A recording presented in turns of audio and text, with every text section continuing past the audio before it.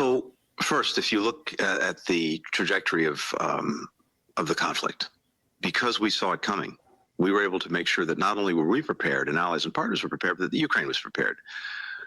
We made sure that well before the Russian aggression happened, starting in September, the Russian aggression happened in February, starting in September and then again in December, we quietly got a lot of weapons to Ukraine to make sure that they had in hand what they needed to defend themselves. A lot of weapons, things like Stingers, javelins that they could use that were instrumental. So I know he's trying to make it sound like a great thing, like, hey, we helped Ukraine, awesome.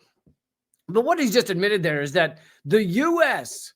was heavily arming a sovereign state on the border of Russia before Russia ever invaded. And of course, you and I know that they went into Ukraine in 2022, February.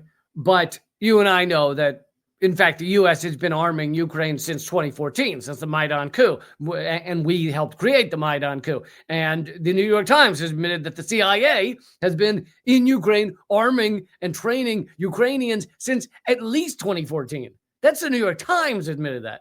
And here's Tony Blinken admitting, Secretary of State, admitting, oh yeah, we were heavily arming Ukraine well before Russia went into Ukraine.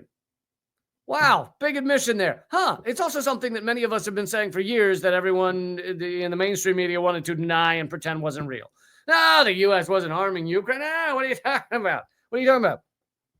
And of course, when you're arming Ukraine well before Russia invaded, which is what Blinken just said, you don't think that gives a even more reason for Russia to do what they did?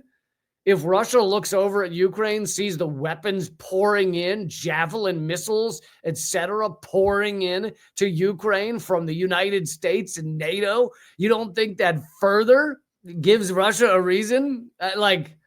It just furthers the conflict. It doesn't stop the conflict. It furthers it.